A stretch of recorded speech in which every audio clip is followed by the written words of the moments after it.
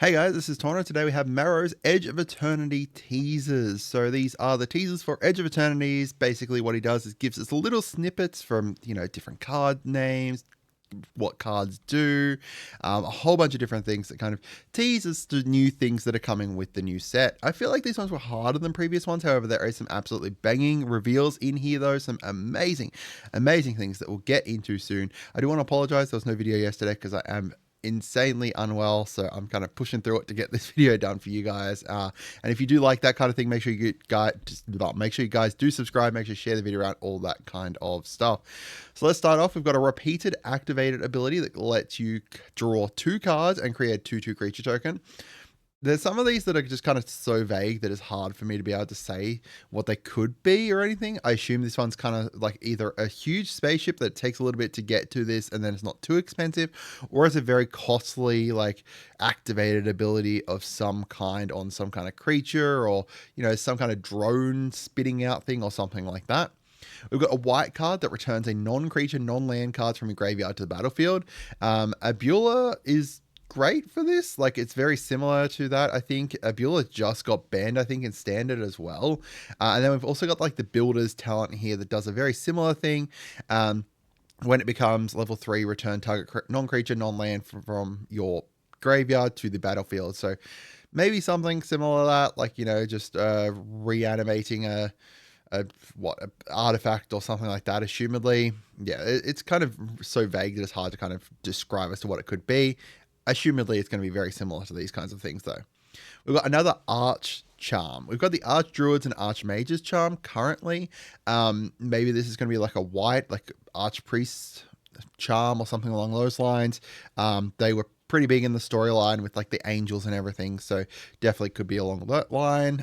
That's the one I would think of it. Something like, similar to this, where it's got like, it costs 3 of one color. It's going to have 3 different abilities that you choose one of. The Arch Druid's charm was huge within Markov. Like, it's a great card, great tutoring card. So I assume it's going to be pretty decently strong as well.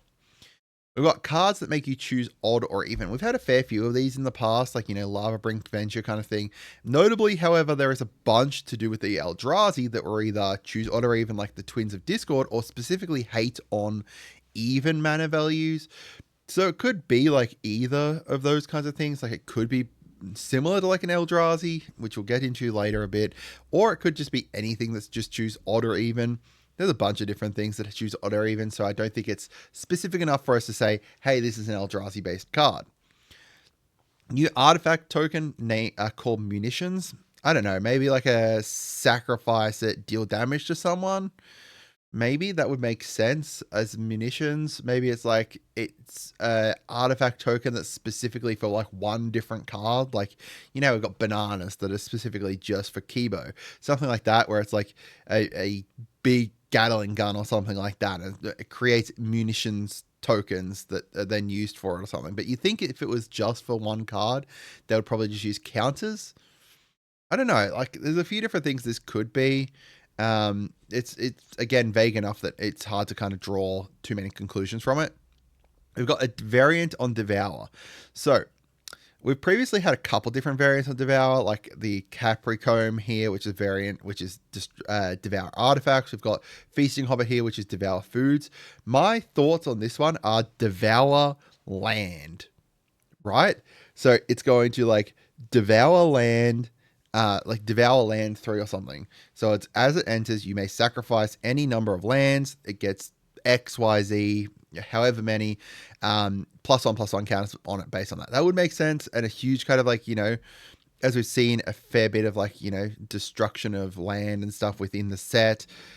Yeah, it could just be like, Devour artifacts again, or maybe it's Devour munitions, Devour anything. It could be Devour anything, realistically. My thoughts are Devour land, though. We've got cards that let you take control of opponent. Again, there's been a whole bunch of these. Emrakul is a famous one here. Emrakul, the Promised End, lets you take control of someone on the next turn. Or there's like the Mindslaver as well. Mindslaver was reprinted in OTJ in the bonus sheet there. But, take control of an opponent happens every once in a while, not a big kind of mechanic. So, assumedly, this is going to be like a mythic level card, I think. We've got a legendary 5-color artifact. I think this is pretty safe to bet that it's going to be a spaceship of some kind that you can then, like a legendary spaceship that you can then run as your commander. It does say just artifact, but like, yeah, I don't know. Who knows? Who knows what it could be? It could be, if it's not a spaceship, it could be anything. But I think it's going to be a spaceship so that way people can run like a 5-color legendary spaceship commander. We've got a poison card. I don't know. Poison shows up every once in a while, so it could just be anything realistically. All right, and then we've got a card that grants an ability to Slivers. Now, notably, it does not say that there's going to be a Sliver card. It doesn't mean that there's Slivers in the set at all. It's just a card that grants an ability to Slivers. So if you don't know how Slivers work, essentially all of them have either one of two abilities. Either they grant abilities to all Slivers, or they grant abilities to just Slivers you control. But that's like the whole Sliver thing. I assume this is going to be like a thing that produces Slivers, like a say like a Maskwood Nexus that spits out Slivers, or like not Maskwood Nexus. What is it, Birthing Barrels or something like that spits out Slivers and then also grants an ability to those Sliver tokens. That's my thoughts on it. Who knows? It could be anything realistically, but it does confirm there is going to be Slivers within the set, or at least a card referencing Slivers. We've got whenever you play a card or cast a spell, draw a card. Yeah, that's broad enough that could realistically be anything. Assumingly it's like a landfall based one, because whenever you play a land too, but I don't know. I think this level of card, like this level of ability, is most likely on a legendary, but I could be crazy about thinking that. We've got, if it's not a creature, it becomes a 0/0 robot artifact creature. We've seen stuff similar to this, like this Kenku Artificer, when it comes in, turns up a non-creature artifact into a creature. That's assumedly what this is, but again, vague enough that it could realistically be anything. We've got, you may play lands from your graveyard. Again, so vague that it could be anything. It could even be a reprint of Conduit of Worlds, which would make sense within the set, I think. I think a reprint of Conduit of Worlds would actually be crazy for this set. There's so much like world-based stuff, because they've got all the different planets and everything, that this would be huge. We've got, you may instead create that many tokens that are copies of enchanted permanent. So, assumably this is something like Essex Fractal Bloom here, except it's going to be like an enchant. It's like an aura. So you put an aura onto something, and then it has, whenever you create, for the first time each turn, whenever you create tokens, instead create that many tokens that are a copy of this enchanted permanent. That would make sense to me, assumedly. Like that, yeah, I think that's what it's going to be. But we'll have to see. We've got artifact cards and red cards in your hand have XYZ. So there's a couple that say have, and it's usually have, miracle. Sorry, there was only, actually, I think there was only one that had have. It said have miracle, and then it has snow mana, I think, and I think it was from an Affinity set. There's a few that have has. So, like Ret Blue Mystic here has cycling 1 blue. Aminatu has miracle, so it's usually an alternate casting cost that they're giving to your cards, which I guess kind of makes sense. Yeah, assumably it's going to be some alternate casting cost for your artifacts or red cards. Maybe it's Blitz. Blitz would make sense. Yeah, we'll see. We've got put target creature from defending player's graveyard onto the battlefield under your control, tapped and attacking. I don't know. Vague enough that it could be anything. Most likely it's a attack trigger, a triggered ability. Whenever you attack,